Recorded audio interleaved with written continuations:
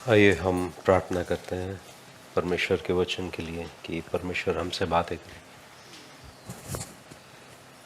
धन्यवाद परमेश्वर इस अद्भुत शाम के लिए। एक नया दिन और एक नया मौका तूने दिया कि हम तुझे बेहतर जाने और तेरे करीब आए। तू कैसा है, तेरा स्वरूप को जाने तेरे वचनों में। जैसे हम वचनों में देखेंगे परमेश्वर, आप हमसे बातें कीजिए। यीशु मसीह के नाम से हम प्रार्थना करते हैं, आमीन।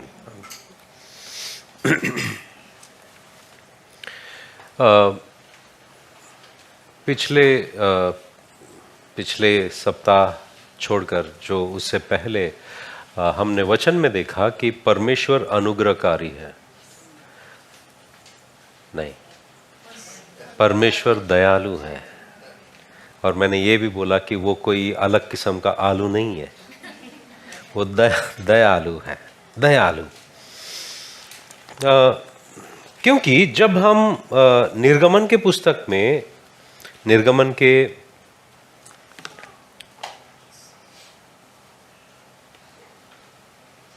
34:6 और 7 वचन देखते हैं, वहां पर मूसा ने ये प्रार्थना किया कि मैं आपको देखना चाहता हूं, मैं आपको देखना चाहता हूं।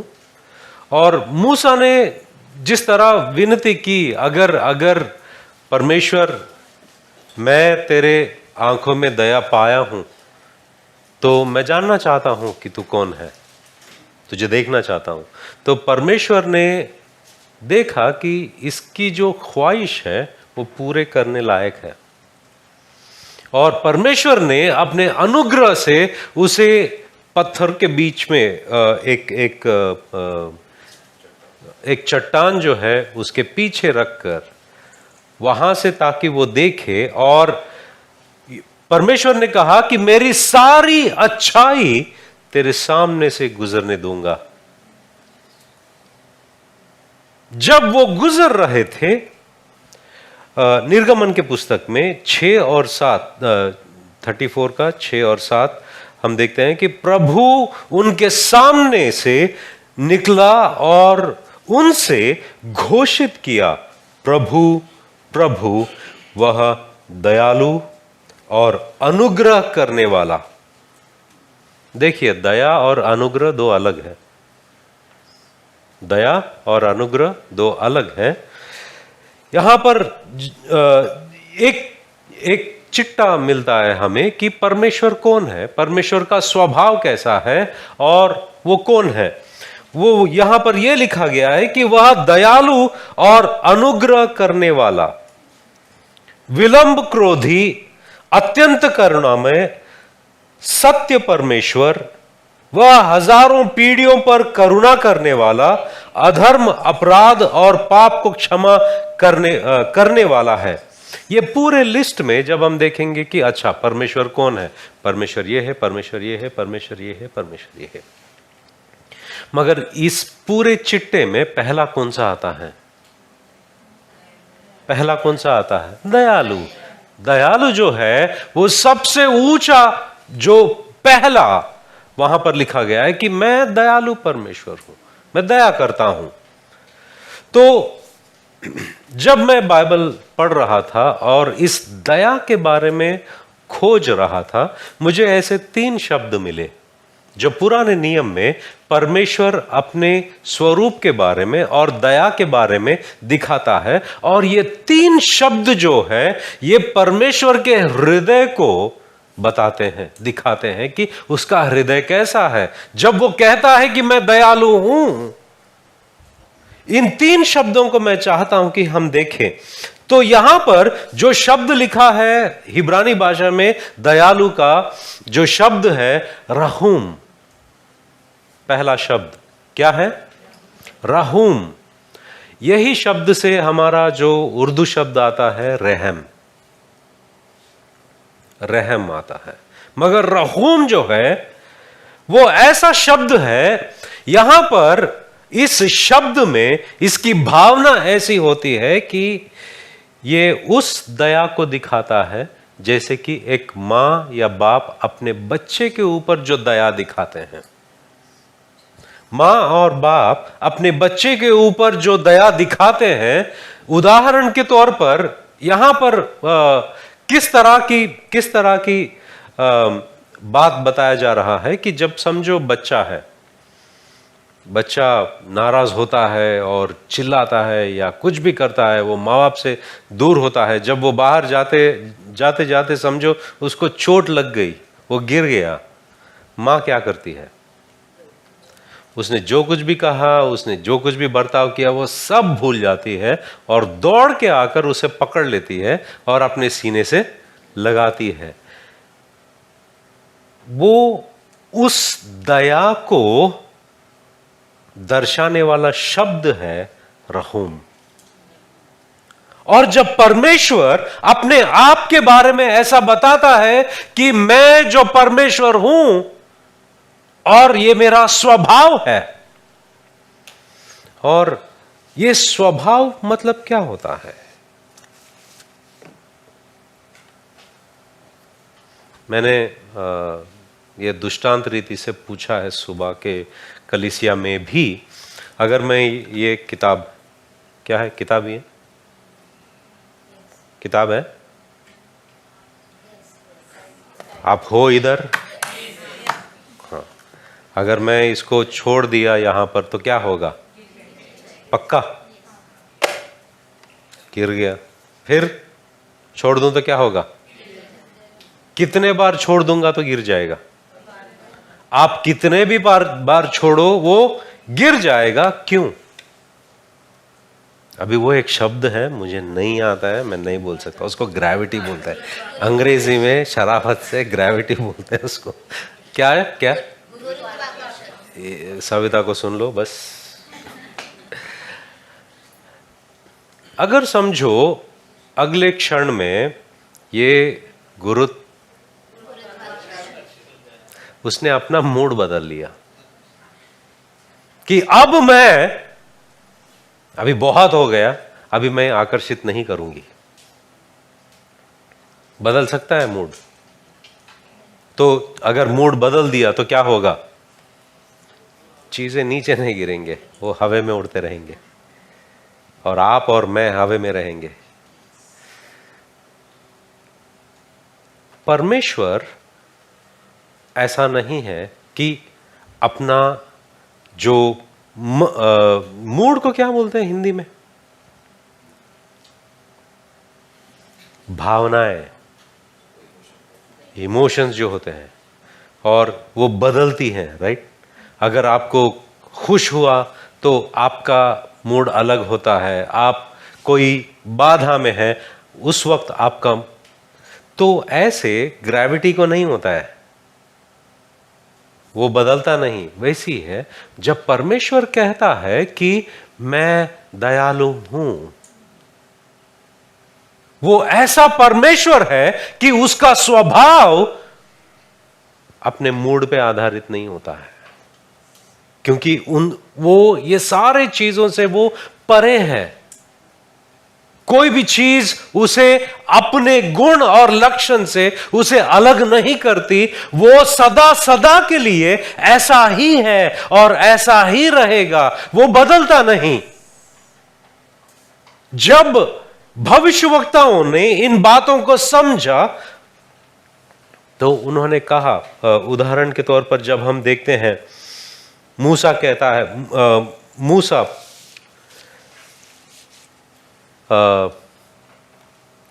व्यवस्था विवरण में यह बात कहता है, जब ये लोग नदी पार करके जो वाचा का देश है उसमें जाने वाले थे, तो मूसा इधर तरफ ही रहता है और कहता है कि मैं आप लोगों के साथ नहीं आ सकता, मगर मैं एक बात बताना चाहता हूं। जब आप इस नदी के उस पार जाओगे, जो परमेश्वर ने वादा किया है, उन सारे जगहों पर आप कब्जा करोगे और बसने लगोगे। जब आपके बच्चे, बच्चों के बच्चे जब होंगे, तो अगर आप परमेश्वर के खिलाफ कुछ किया और दूसरे देवी देवताओं की तरफ गए, परमेश्वर जो है वो जलन रखने वाला परमेश्वर है, वो सहेगा नहीं, वो आपको ताड़ेगा और इस दरमियान वो आपको तितर बितर करेगा ताकि आप परदेसी में बसने लगोगे। मगर एक बात याद रखना, मैं आपको यह याद दिलाना चाहता हूं कि परमेश्वर का स्वभाव कैसा है। वो परमेश्वर जब उसने मुझे दिखाई दिया, उसने कहा मैं रहम हूं, मैं राहुम हूं। तो जब आप परमेश्वर की ओर मुड़ोगे और परमेश्वर से प्रार्थना करोगे, वो दोबारा तुम्हें अपनाएगा। जब व्यवस्था विवरण के 4 अध्याय 29, 30 और 31 में पढ़ते हैं, किंतु वहां से ही तुम अपने प्रभु परमेश्वर की खोज करोगे। यदि तुम अपने संपूर्ण हृदय से, अपने संपूर्ण प्राण से उसकी खोज करोगे तो तुम उसे प्राप्त भी कर सकोगे। जब तुम संकटग्रस्त होगे और आने वाले दिनों में इन बातों की याद जो मैंने कही है तुम्हें आ घेरेगी, तब तुम अपने प्रभु परमेश्वर की ओर लौटोगे और उसका स्वर सुनोगे, क्योंकि तुम्हारा प्रभु परमेश्वर दयालु परमेश्वर है। यहां पर वो शब्द का इस्तेमाल किया गया है, वो रहूम है। तुम्हारा जो परमेश्वर है वो रहूम है, वो मां और बाप के नाई रहमत दिखाता है। जब आप तकलीफ से चिल्लाते हो, पुकारते हो, उसे याद करते हो, कहीं पर से भी वो दया दिखाने के लिए शीघ्र आपके पास आता है। तो जब मूसा ने यह बात उन्हें समझाया कि आप जिंदगी में कहीं पर भी जाओ, कहीं पर भी हो और आपसे कोई भी गलती हो जाए, एक हमारे लिए उम्मीद है। मूसा उनको चेतावनी देता है, चेतावनी के साथ साथ वो उम्मीद भी देता है। वो उम्मीद इस बात पर अड़ी हुई है कि वो रहूम है। वो परमेश्वर है जो दया करता है, वो दयालु परमेश्वर है। यहां पर वो बात को बताया गया है कि वो रहम, वो राहूम है। जैसे एक मां सब भूलकर अपने बच्चे को अपने पास लेती है और उसके दर्द से उसको दूर करके उसको सांत्वना देती है, वैसा परमेश्वर है। उसे अपने छाती के करीब लेती है, परमेश्वर वैसा है। तो मूसा कहता है कि क्योंकि परमेश्वर ऐसा है, जिंदगी में कुछ भी हो जाए, आप कहां पर भी हो, आपसे कुछ भी गलती हो जाए, आप तितर बितर कहीं पर भी हो, वहां से तुम खोजोगे, वहां से तुम पुकारोगे, वो सुनेगा और वो अपने पास लेगा आपको। क्योंकि परमेश्वर जो है वो दयालु है, क्योंकि तुम्हारा प्रभु परमेश्वर दयालु परमेश्वर है। वह तुम्हें निस्सहाय नहीं छोड़ेगा, तुम्हें नष्ट नहीं करेगा। जो विधान अपने तुम्हारे पूर्वजों से शपथ खाकर स्थापित किया था, उसको वह नहीं भूलेगा। यही बात हेzekiah भी बताते हैं। हेzekiah ये कहते हैं कि जो राजा दूसरे इतिहास 30वां अध्याय 8 और 9 में दोबारा हम ये शब्द को देखते हैं। वहां पर हेzekiah ये कहता है कि तुम्हारे पूर्वज पेंटी गरदने वाले लोग थे। एड़ी या एड़ी गरजने, एड़ी गर्दन वाले थे। क्या गर्दन वाले? टेढ़ी नहीं, एठी।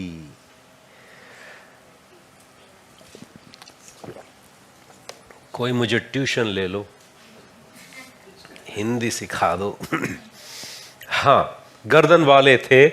तुम उनके समान हटीले मत बनो।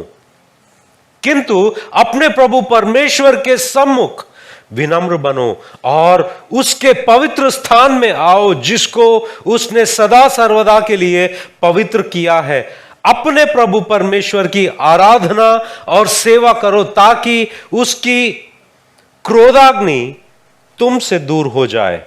यदि तुम प्रभु की ओर लौटोगे, तो जिन्होंने तुम्हारे भाई बंधुओं और तुम्हारी संतान को गुलाम बनाया है, उनके हृदय को प्रभु करुणामय बनाएगा और वे उन पर दया करेंगे। वे उनको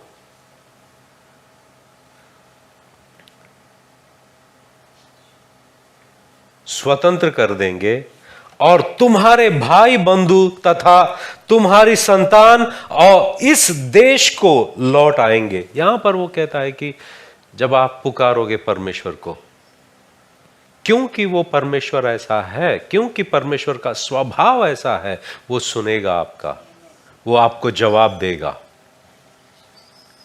एक परमेश्वर जैसा है, उसने अपने आप को बयान किया। जब एक बार परमेश्वर अपने आप के बारे में बयान किया है, लोग क्या करने लगे कि परमेश्वर ऐसा है, परमेश्वर ऐसा है। क्या आपको लगता है हम परमेश्वर का फायदा उठाएंगे क्योंकि परमेश्वर ऐसा है?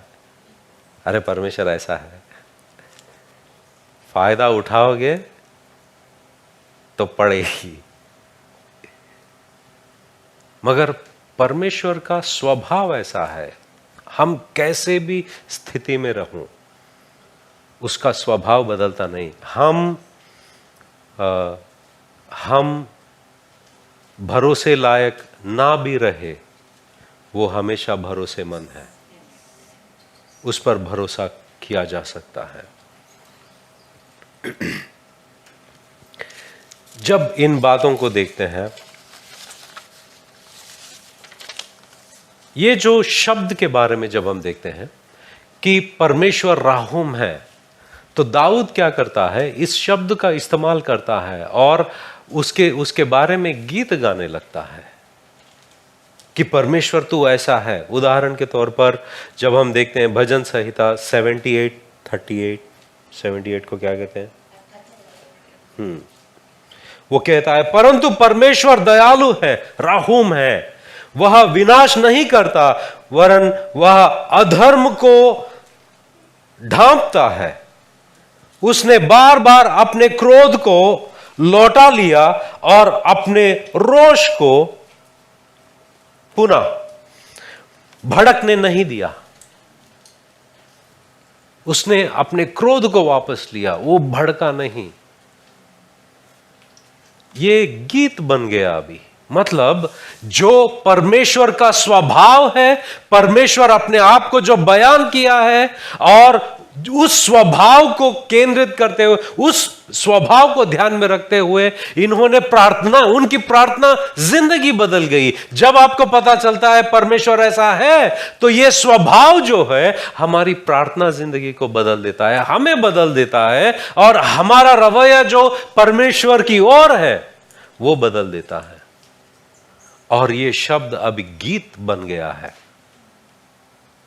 ये शब्द गीत बन जाता है। हम और भी भजन संहिता में देखते हैं 86 का 15, किंतु तू हे स्वामी दयालु कृपालु, विलंब से क्रोध करने वाला, करुणा और सच्चाई से परिपूर्ण परमेश्वर है। जो मूसा ने कहा उसी को दोहराता है।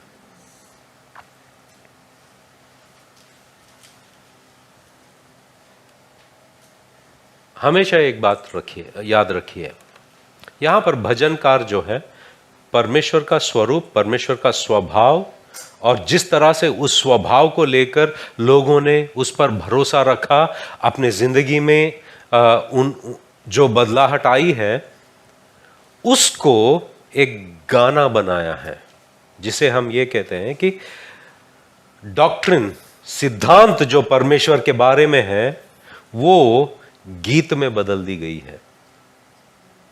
इसलिए जब हम आजकल के गानों को सुनते हैं, कभी कभी ऐसा होता है कि वो गाना जो है, वो गाने में परमेश्वर का स्वभाव या जो स्वरूप है उसको सही तरीके से पेश नहीं किया जाता। आप भले ही वो गाने लिखने वाला अपने आप को सिद्धांत में मजबूत नहीं बनाया हो, अपने आप को परमेश्वर के स्वरूप के बारे में जानने की या वचनों में अपने आप को स्थिर नहीं बनाया हो या सिद्ध नहीं बनाया हो, इसलिए हर गाना जब आप सुनते हो बस ऐसे ही मत गाओ। ये देखो कि क्या ये वचनों से मेल खाता है, क्या हमारा परमेश्वर ऐसा है।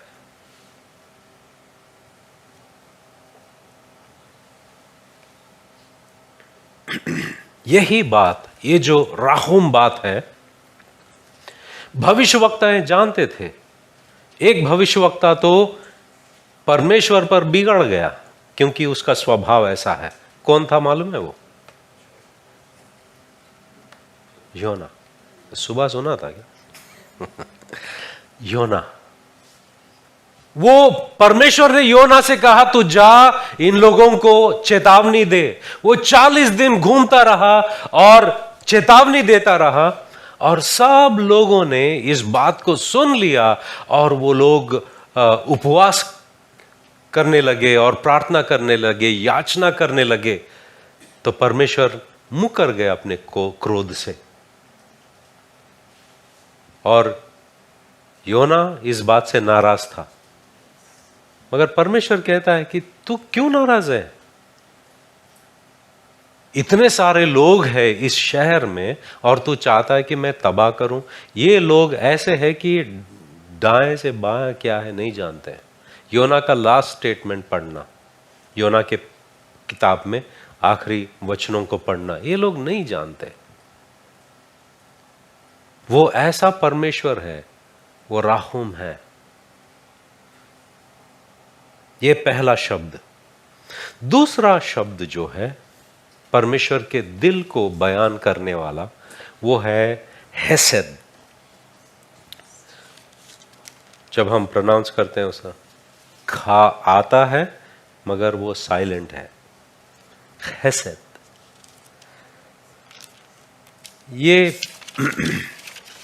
इर्मिया के 3:12 में, इर्मिया के 3:12 में हम ये देखते हैं, जा तू उत्तर दिशा में मेरे ये वचन सुना, प्रभु यह कहता है, ओ विश्वासघातिनी,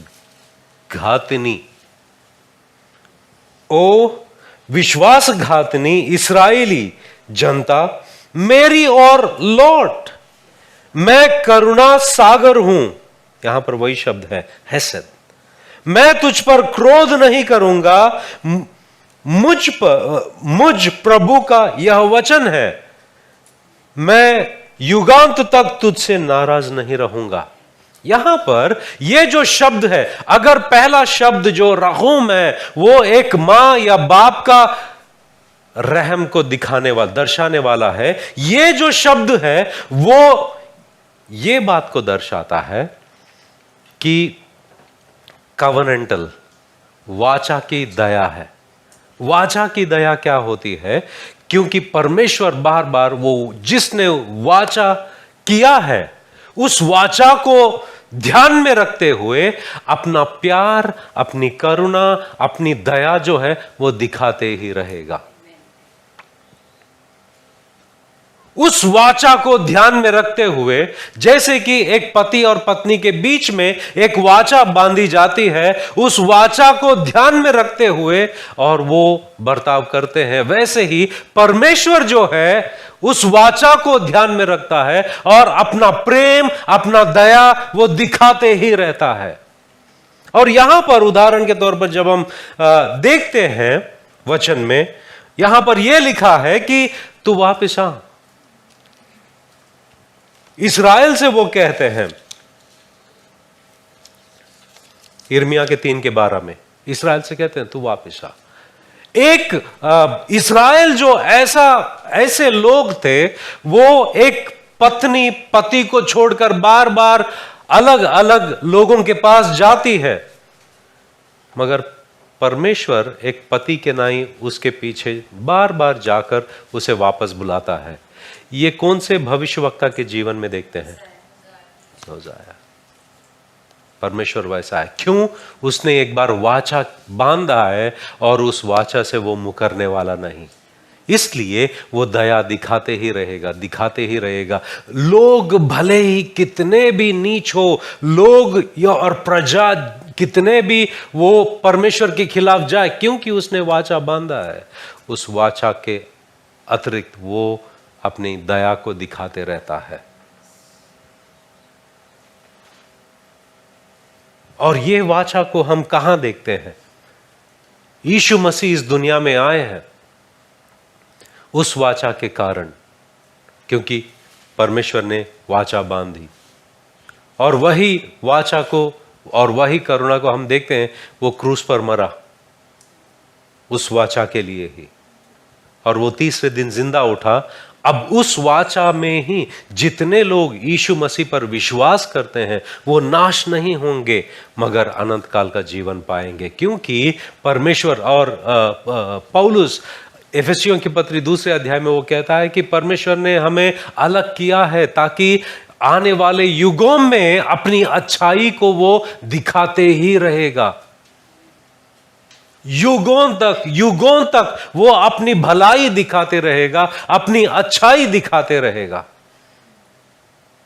ये जो शब्द है हेसेद, वो वाचा का दया दिखाता है। पहला वाला कौन सा है? राहूम। वो कौन सी दया को दिखाता है? मां बाप की दया। दूसरा वाला कौन सा है? हेसेद। कौन सी दया दिखाता है? वाचा की। अब तीसरी वाली, ये एक्चुअली जब ये वाचा को हम देखते हैं, ये वाचा को ध्यान में रखते हुए लोगों की जिंदगी, तीसरे शब्द में जाने से पहले कुछ और बातें मैं बताना चाहता हूं कि जब लोगों ने देखा कि परमेश्वर अपने वाचा से मुकरता नहीं, वो जो स्वभाव है उनके जिंदगी को परिवर्तन किया। उदाहरण के तौर पर जब हम देखते हैं निर्गमन के पुस्तक 7:9 पढ़िए कोई।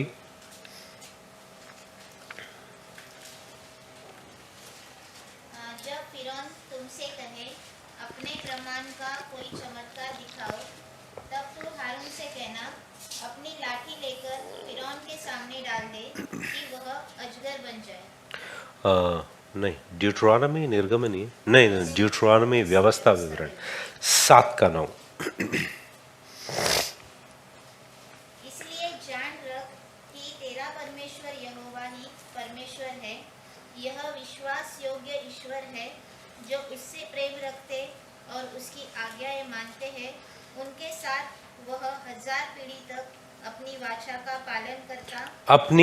का पालन करता और उन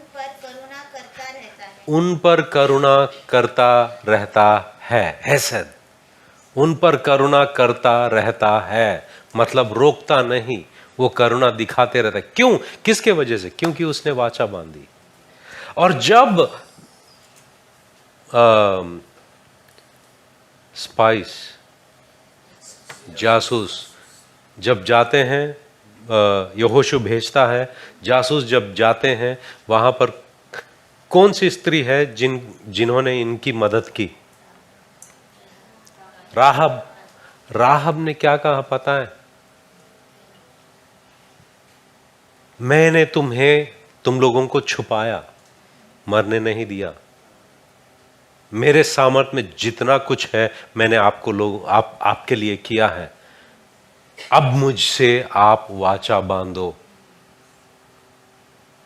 जिस परमेश्वर पे आप विश्वास करते हो, वो परमेश्वर जो वाचा बांधकर अपनी दया को दिखाते ही रहता है, उस परमेश्वर का स्मरण आप मुझसे वाचा बांधो कि जब आप ये शहर को तबाह करोगे, अपने अधीन कर लोगे, आप मुझे, मेरे परिवार वालों को याद रखोगे। यहोशू 2 का 12 और 13 पढ़िए।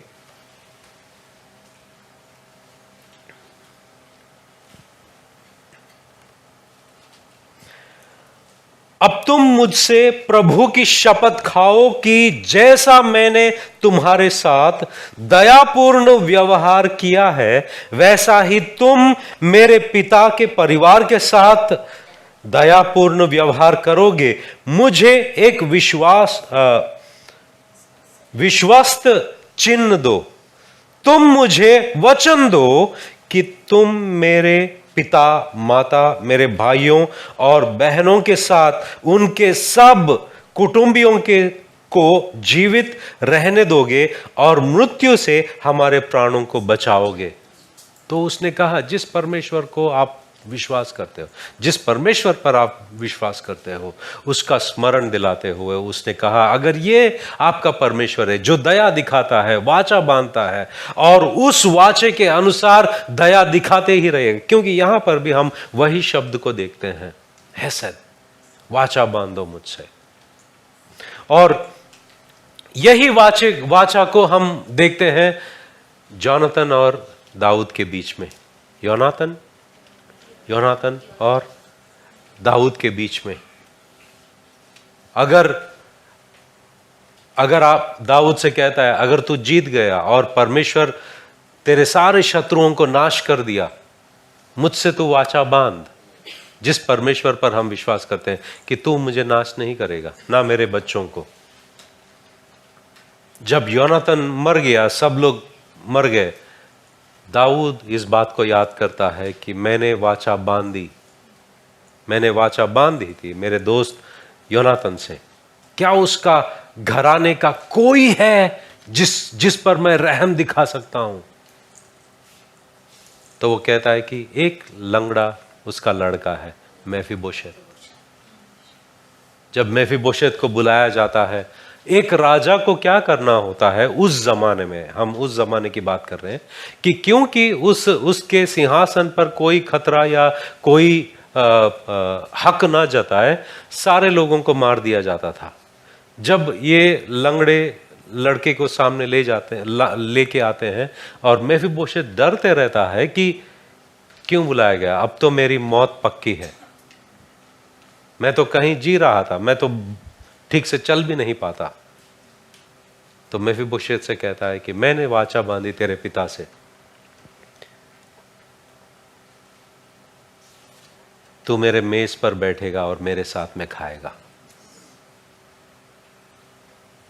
हेसेद, वाचा के अनुसार दया दिखाना, वो परमेश्वर है। इसलिए जब हम प्रार्थना करते हैं, मैं आप लोगों को प्रोत्साहित करना चाहता हूं कि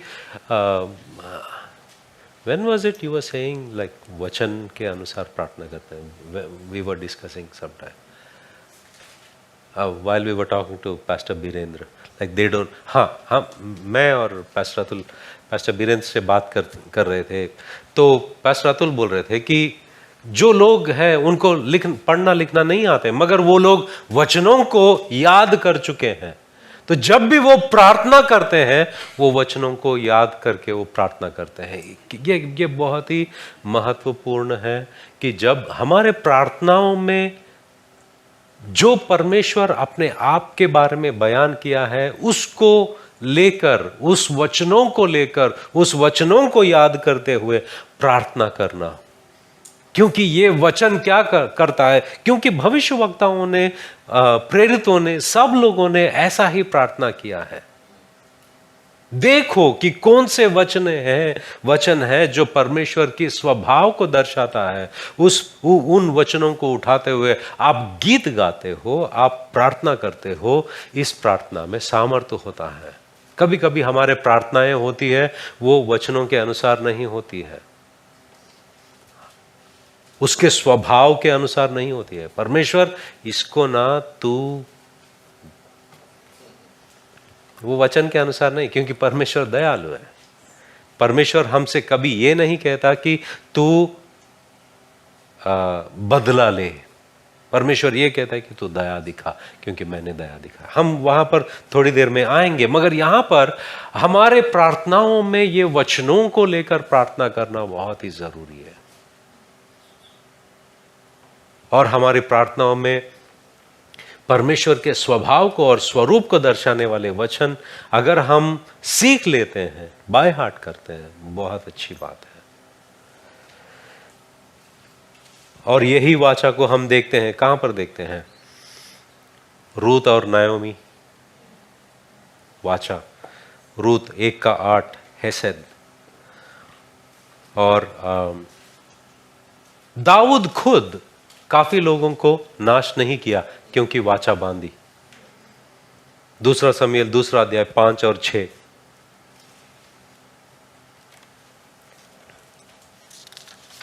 ये कौन सा है? ये कौन सा शब्द है? हेसेद। कौन सा दया दिखाता है? वाचा का दया दिखाता है। तीसरा शब्द है, तीसरा शब्द यह है कि हनान। हनान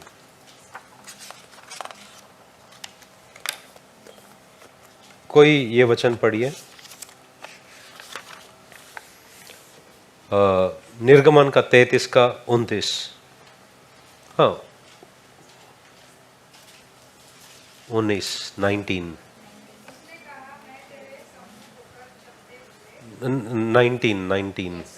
यस, ओके, हाँ।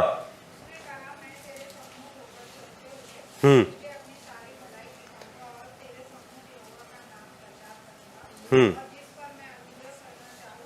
33:19 है ना, 33:19 है ना। हाँ, यहां पर वो शब्द को देखते हैं, हनान।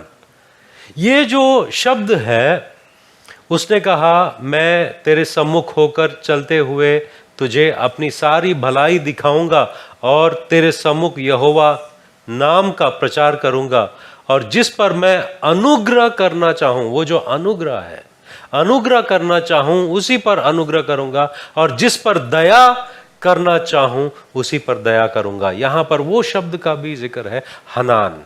हनान ये शब्द किसको दर्शाता है पता है? टू बेंड और stoop in kindness to an inferior. मतलब जो महान व्यक्ति है, महान इंसान, वो झुकता है ताकि जो नीचे है उसे दया दिखाए। ये जो झुकने की प्रक्रिया है, झुकने की जो बात है, उसको दर्शाता है कि परमेश्वर दया दिखाने के लिए वो कितना महान है, मगर दया दिखाने के लिए अपने आप को वो झुकाता है। उस बात को दर्शाता है, क्योंकि हमेशा दया पाने वाला वो छोटा होता है। दया पाने वाला हमेशा उस जरूरत में होता है। ये खड़ा रह सकता है, मगर ये फैसला करता है कि नहीं, मैं झुकूंगा और उसकी मदद करूंगा। मैं झुकूंगा, उसकी मदद करूंगा। हनान, ये तीसरा शब्द हनान है। मतलब यहां पर जो दया को मांग रहा है वो उस काबिल नहीं है, मगर वो कह रहा है कि मैं काबिल नहीं हूं, मगर मैं मांग रहा हूं, मुझे दया दिखा। मैं इसका हकदार नहीं हूं, मगर मैं मांग रहा हूं, मुझे तो दया दिखा। हालांकि तो मैं तेरे क्रोध का लायक हूं, मगर तू मुझे दया दिखा। उदाहरण के तौर पर व्यवस्था विवरण का जब हम ये वचन को पढ़ते हैं, ये मूसा के प्रार्थना में हमें दिखाई देता है। इस्राएली लोग गुनाह किया, इस्राएली लोगों ने परमेश्वर के खिलाफ गए और वो सोने का जो बछड़ा बनाया और उसके सामने नाचने लगे और कहने लगे कि यही है जो हमें मिस्र से लेकर आया है। और उस वक्त जब उन्होंने पाप किया, परमेश्वर के विरोध गए, परमेश्वर बहुत क्रोधित था। और उस वक्त मूसा प्रार्थना करता है, व्यवस्था विवरण 34:8 और 9। नहीं नहीं नहीं नहीं, व्यवस्था विवरण नहीं, निर्गमन, निर्गमन का 34। मूसा ने फुर्ती कर पृथ्वी की ओर झुककर दंडवत किया। यहां पर उनका जेस्चर देखो, मूसा ने किस तरह क्या किया, कैसे झुककर दंडवत किया। हाँ, और उसने कहा, हे प्रभु, यदि तेरे अनुग्रह की दृष्टि मुझ पर हो तो प्रभु हम लोगों के बीच में होकर चले।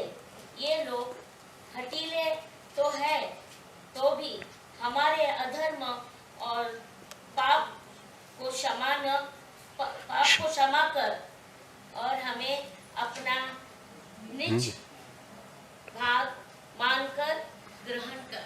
यहां पर कहता है कि हम इसके काबिल नहीं है, मगर वो इतना झुकता है और कहता है कि हम पर तो दया दिखा, हम पर तो दया दिखा।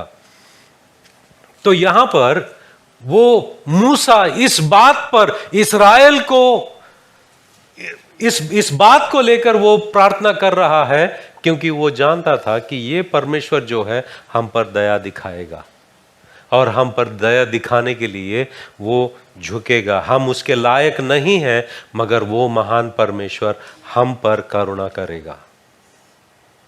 उस बात को लेकर इसके अंदर विश्वास है। ये स्वभाव, परमेश्वर के स्वभाव स्वरूप को जानना बहुत जरूरी है। परमेश्वर कौन है, परमेश्वर कैसा है, ये हमारी प्रार्थना की जिंदगी को बदलता है, ये हमारी आराधना को बदलता है। जब हम और एक वचन को देखते हैं यहां पर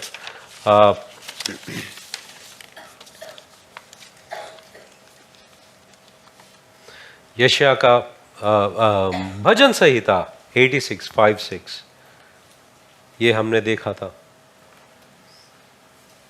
कि हे प्रभु, तू भला और क्षमा करने वाला है और जितने तुझे पुकारते हैं उन सभी के लिए तू अति करुणामय है। हे यहोवा, मेरी प्रार्थना की ओर कान लगा और मेरे गिड़गिड़ाने को ध्यान से सुन। यहाँ पर दाऊद क्या कर रहा है, देखो 86 का 5 और 6 में दाऊद क्या कर रहा है कि पहले परमेश्वर से कह रहा है कि तेरा स्वभाव ऐसा है, क्योंकि हे प्रभु तू भला और क्षमा करने वाला है और जितने तुझे पुकारते हैं उन सबों के लिए तू अति करुणामय है। पहले क्या किया, इसने जाना तू, तेरा स्वभाव ऐसा है परमेश्वर, और तेरे स्वभाव के अनुसार तू ऐसा करता है। वचन 6, हे यहोवा, मेरी प्रार्थना की ओर कान लगा और मेरे गिड़गिड़ाने को ध्यान से सुन। क्योंकि तेरा स्वभाव ऐसा है, तेरे स्वभाव के अनुसार तू इस तरह करता है, अब मेरी बारी है, तो मेरी ओर सुन। कैसे एक डॉक्ट्रिन, एक सिद्धांत को कार्य में बताते हुए अपनी ओर मोड़ा है, ये प्रार्थना का तरीका है। दाऊद ने कैसा किया है, और ये वचन हनान उसे याद करता है, तू ऐसा है, तू हनान है, तू इस तरह दया दिखाता है, और जो कोई तेरे सामने मांगते हैं, तेरे सामने पूछते हैं, तू दया दिखाने के लिए झुकता है। अब तू मेरी ओर कान लगा, मेरी गिड़गिड़ाहट को तू सुन ले। आपको पता है इन तीन शब्दों को दाऊद ने एक ही वचन में इस्तेमाल किया है।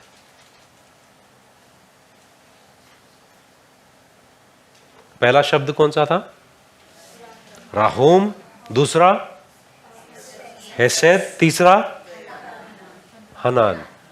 ये तीन शब्द एक ही वचन में दाऊद इस्तेमाल करता है। वो कब करता है पता है, भजन संहिता 51 का 1। आपको पता है कब, जब वो बातशीबा के साथ में गुनाह करता है। और वहां पर देखो एक ही वचन में वो इस्तेमाल करता है, हे परमेश्वर अपनी करुणा के अनुसार मुझ पर अनुग्रह कर, अपनी बड़ी दया के अनुसार मेरे अपराधों को मिटा दे। 3 शब्द एक ही वचन में आप देखोगे, अगर आप इंटरलीनियर देख रहे हो, ये 3 शब्द इसी वचन में आ जाते हैं। मतलब जितने भी शब्द है वो सबको इकट्ठा किया, उसने कहा मुझ पर दया दिखा।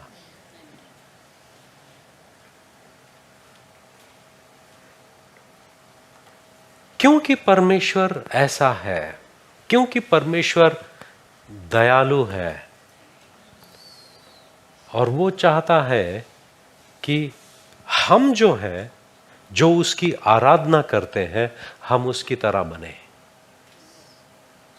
ये नामुमकिन है कि किसी ने कहा है, ये नामुमकिन है कि कोई नास्तिक है। नास्तिक जानते हो? नास्तिक कौन होता है? जो कोई परमेश्वर पर विश्वास नहीं करता है। तो ये जो प्रचारक कहता है कि ये नामुमकिन है कि कोई नास्तिक है, क्योंकि हर एक किसी ना किसी की आराधना कर रहा है। हर एक व्यक्ति जो है किसी ना किसी चीज का, किसी ना किसी का आराधना कर रहा है। कोई खूबसूरती की आराधना कर रहा है, कोई पैसों की आराधना कर रहा है, कोई पद की आराधना कर रहा है, कोई, हर एक किसी ना किसी का आराधना कर रहा है। आप जिसकी आराधना करते हो, आप उसी में बदलते जाओगे। अगर आप दयालु परमेश्वर की आराधना कर रहे हो, ये दया, जो परमेश्वर दयालु है उसकी स्तुति कर रहे हो और उस पर विश्वास कर रहे हो, वो उम्मीद करता है कि आप भी दयालु बनो। कुछ वचनों को हम पढ़ते हैं लूका के सुसमाचार में।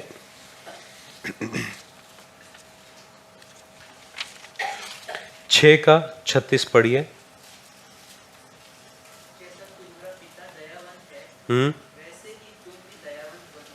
वैसे ही तुम भी दयावंत बनो। दयावंत बनो, क्योंकि परमेश्वर दयावंत है, वो दया दिखाता है।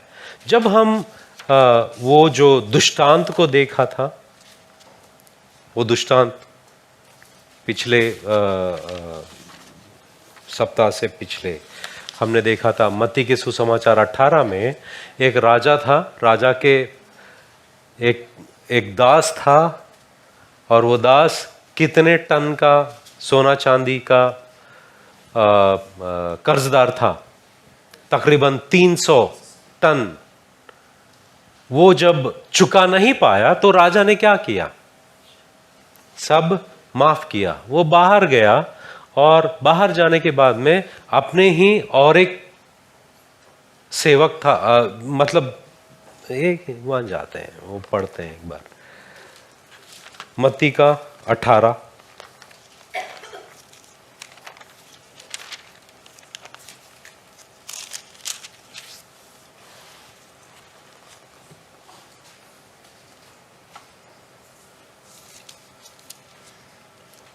और यहां पर 21 में पतरस आके पूछता है, तब पतरस ने पास आकर उससे कहा, हे प्रभु, यदि मेरा भाई अपराध करता है तो मैं कितनी बार उसे क्षमा करूं? क्या 7 बार तक?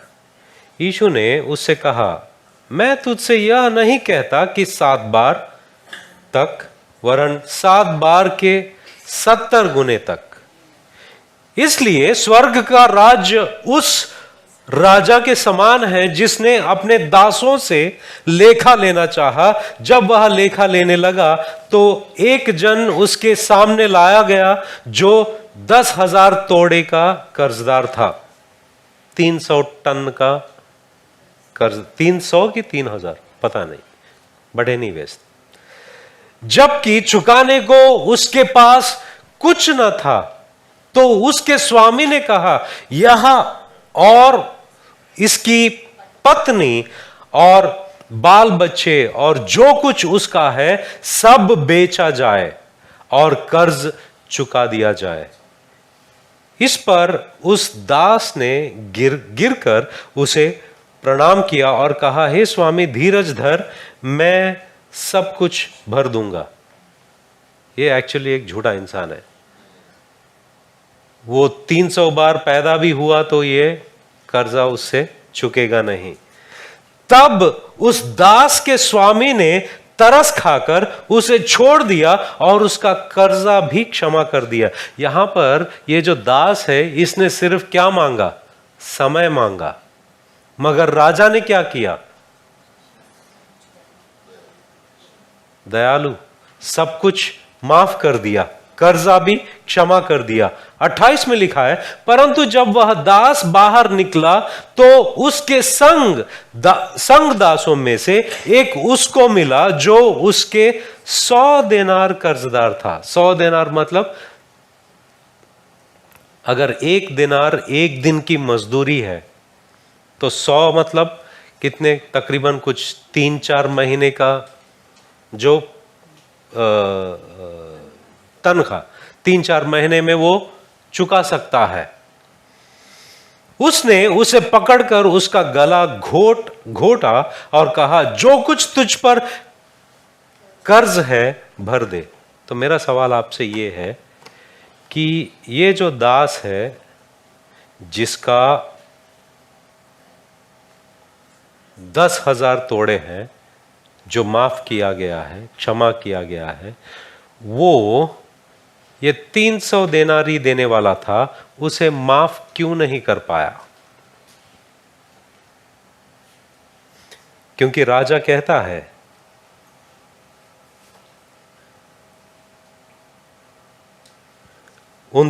इस पर उसका संगी दास गिरकर उससे विनती करने लगा, धीरज धर, मैं सब भर दूंगा।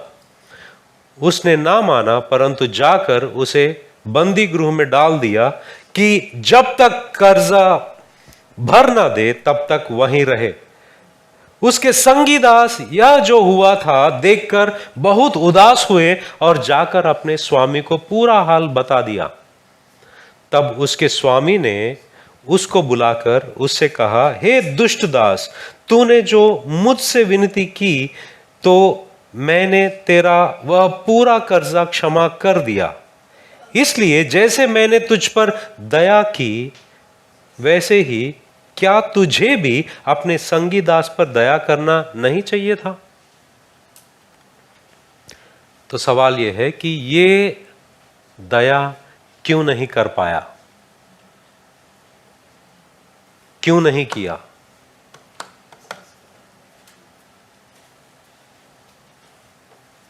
क्यों? सवाल समझ में आया आपको? इसका 10,000 जो है वो माफ क्षमा कर दिया गया, मगर ये 300 क्षमा नहीं कर पाया। क्यों नहीं कर पाया?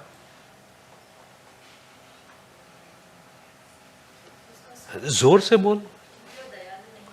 वो दयालु नहीं है, नहीं था, दयालु नहीं है। ओके, उसका स्वभाव वैसा नहीं था, हृदय परिवर्तन नहीं हुआ, उसने दया को समझा नहीं, और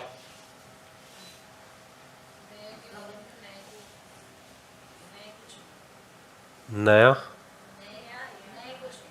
न्याय को चुना। हाँ हाँ, दया को नहीं चुना। या मेरा जो पिछला जो मैसेज में मैंने यही बताया, उसने न्याय को चुना, दया को नहीं।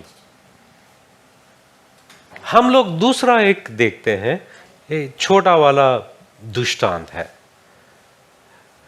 मत्ती का 18 में ये वाक्य है। अब हम लूका के 18 में देखते हैं। लूका के 18 में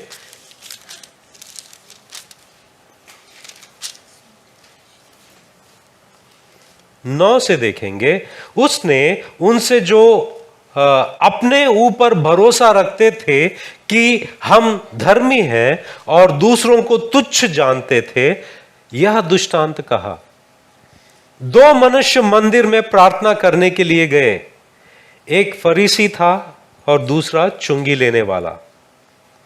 फरीसी खड़ा होकर अपने मन में यों प्रार्थना करने लगा, हे परमेश्वर, मैं तेरा धन्यवाद करता हूं कि मैं दूसरे मनुष्यों के समान अंधेर करने वाला, अन्यायी और व्यभिचारी नहीं, और ना इस चुंगी लेने वाले के समान हूं।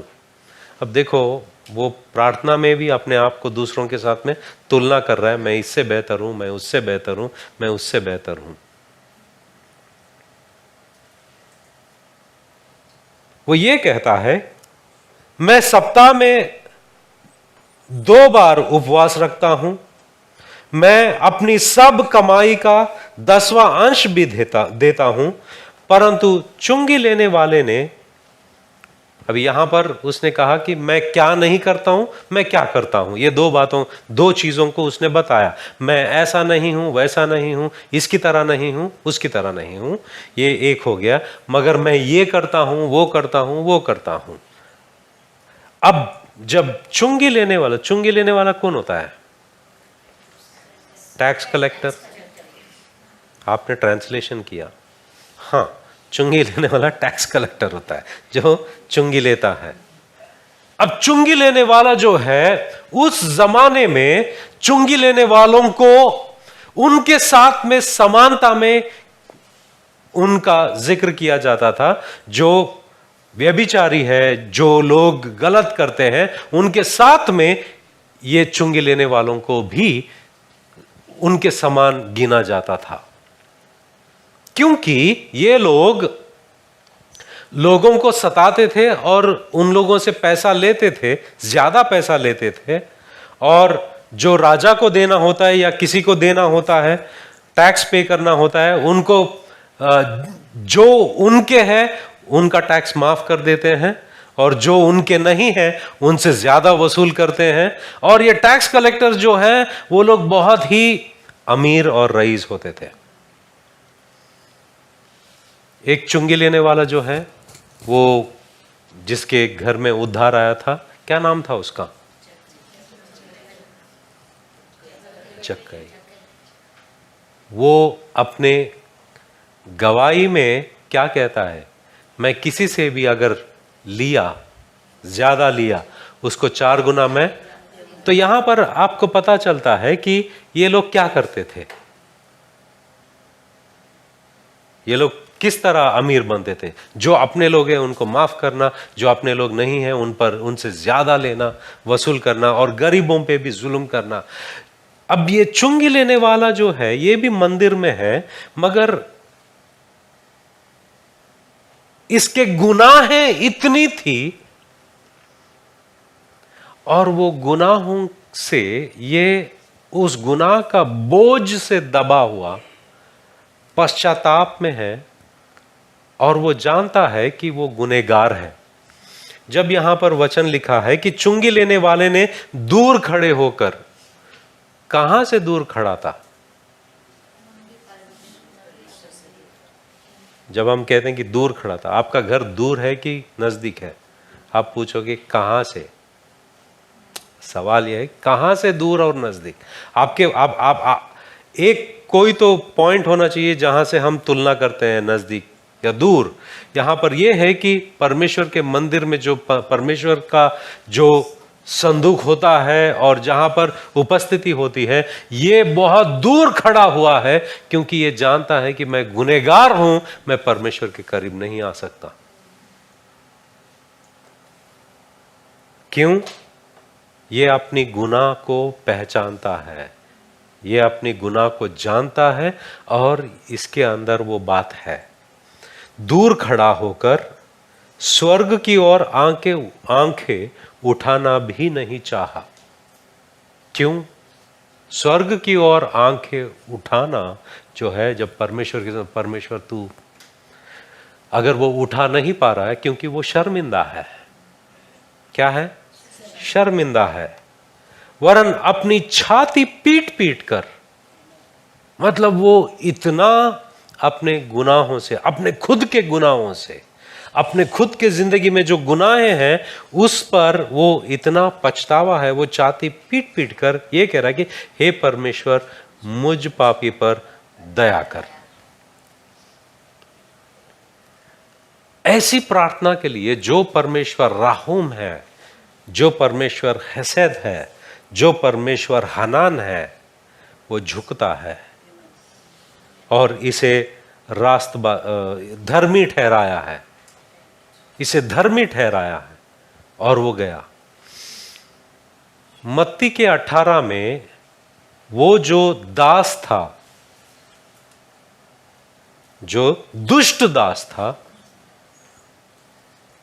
उसके स्थान पर अगर हम ये चुंगी लेने वाला है उसको रखें,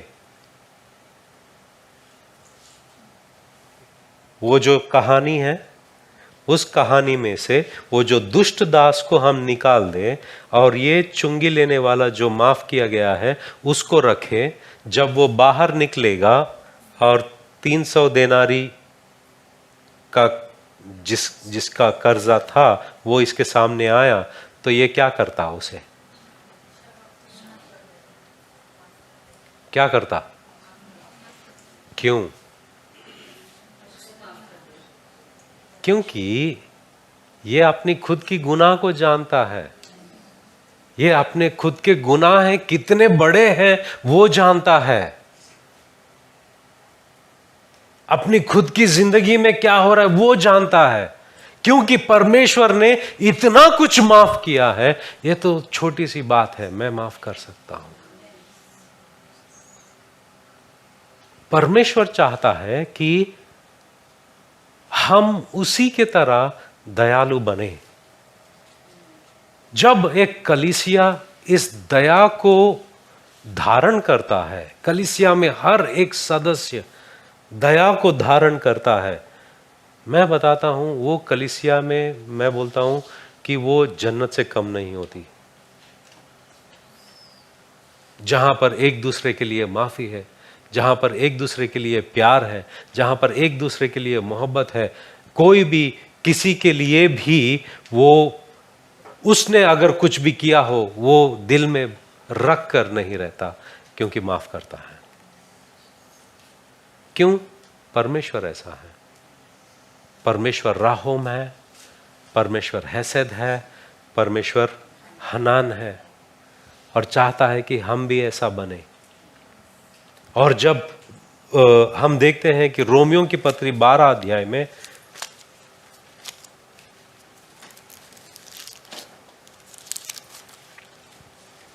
पौलुस कहता है, इसलिए हे भाइयों मैं तुमसे परमेश्वर की दया स्मरण दिलाकर विनती करता हूं।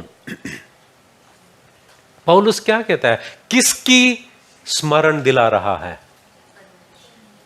अरे परमेश्वर नहीं, परमेश्वर की दया, परमेश्वर की दया की स्मरण दिलाते हुए। क्योंकि पौलुस ने पहले अध्याय से लेकर 11 अध्याय तक परमेश्वर की दया कैसी है वो सारा हर एक अध्याय में बताया उसने, कि परमेश्वर की दया ऐसी है, ऐसी है, ऐसी है, उसने क्या किया है। ये सारे अध्यायों को ध्यान में रखते हुए, इन सारे अध्यायों में जो पौलुस ने बताया, उसमें से वो ये कहता है कि ये परमेश्वर की दया है। और परमेश्वर की दया में स्मरण दिलाते हुए मैं तुमसे ये कहता हूं, ये विनती करता हूं। ये प्रेरित है। ये कौन है? प्रेरित है। वो ये कह सकता था मैं हुक्म देता हूं, कलीसिया को मैं हुक्म देता हूं, वो कह सकता था, मगर वो ये कहता है कि मैं दिलाकर विनती करता हूं कि अपने शरीर को जीवित और पवित्र और परमेश्वर को भावता हुआ बलिदान करके चढ़ाओ। यही तुम्हारी आत्मिक सेवा है। तुम्हारा जो शरीर है उस दया के खिलाफ जा सकता है। तुम्हारा जो शरीर है, तुम्हारी कल्पनाएं हैं, तुम्हारी सोच है, तुम्हारे विचार है, तुम्हारी जिंदगी है, उस दया को भूल सकता है। मगर मैं उस दया को स्मरण दिलाते हुए यह कहता हूं कि तुम अपने शरीर को एक जीवित बलिदान चढ़ाओ। दूसरा वचन में कहता है, इस संसार के सदृश ना बनो। संसार दया क्या है नहीं जानता, परंतु तुम्हारे मन के नए हो जाने से तुम्हारा चाल चलन भी बदलता जाए, जिससे तुम परमेश्वर की भली और भावती और सिद्ध इच्छा अनुभव से मालूम करते रहो। अनुभव से। मैं खुश हूं, यहां पर लिखा है कि अनुभव से। क्या आपने परमेश्वर की दया को अनुभव किया? क्या आपने परमेश्वर की दया को अनुभव किया है? अगर परमेश्वर की दया अनुभव नहीं किया आपने, आप उस दुष्ट व्यक्ति के नाई, दुष्ट दास के नाई जाओगे। तेरे आंख में ये है, तेरे आंख में ये है, हर एक के आंख में क्या है वो ढूंढते रहेगा। मगर आप ये जो चुंगी लेने वाला उसकी तरह हो, वो अपने खुद के ही पहाड़ पर ध्यान देगा। एक चिन्ह क्या है पता है? आत्मिकता की चिन्ह। जैसे जैसे आत्मिक रीति से आप बढ़ते जाओगे, आप अपने गुनाहों से बहुत ही पछतावा करोगे। आपको छोटी छोटी बात भी तकलीफ देगी अपनी खुद की। आपके पास वक्त नहीं होगा दूसरों के अंदर वो ढूंढने की। इसलिए पौलुस ये कहता है कि मैं तो गुनहगारों में से मुख्य हूं। वो कब कहता है? जब वो आत्मिक रीति से बहुत ही ऊंचा स्तर पर जाता है। जैसे जैसे आप आत्मिक बनते रहते हो, ज्यादा आप अपने भीतरी मनुष्यत्व में झांकते हो और देखते हो। यही आत्मिकता है कि खुद को देखो, खुद की जिंदगी को देखो। जब आप ये बात को समझोगे, परमेश्वर कितना दयालु है, हम कितने पापी हैं और हमारा कितना क्षमा किया गया है। जब हम भीतर में झांक कर देखते हैं अपनी खुद की जिंदगी को, और परमेश्वर ने जो दया दिखाया है, ये हमारी जिंदगी को परिवर्तन करता है। जब हम बाहर निकलते हैं, क्षमा करना हमारे लिए छोटी सी बात होगी। क्षमा करना आसान रहेगा।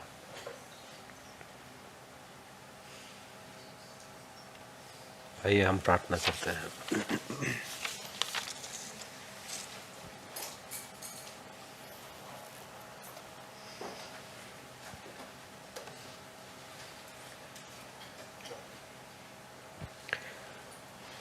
धन्यवाद परमेश्वर इस वचन के लिए। तेरी दया के बारे में, तेरे स्वभाव के बारे में जो हमने जाना वचन में। तेरी भलाई, तेरी करुणा सदा के लिए होती है परमेश्वर, सदा सदा के लिए। और तेरी दया हर दिन नया है। धन्यवाद परमेश्वर, इस दया में और अनुग्रह में हम भी बदले जाएं और बदलते जाएं, कि और हम समझे तेरा स्वभाव, तू कैसा है। धन्यवाद कि तू हमारा परमेश्वर है और हम तेरी प्रजा। तेरी स्वभाव को परमेश्वर, तेरे स्वभाव में, तेरे स्वरूप में हम बदलते जाएं। धन्यवाद। यीशु मसीह के नाम से हम प्रार्थना करते हैं। आमीन।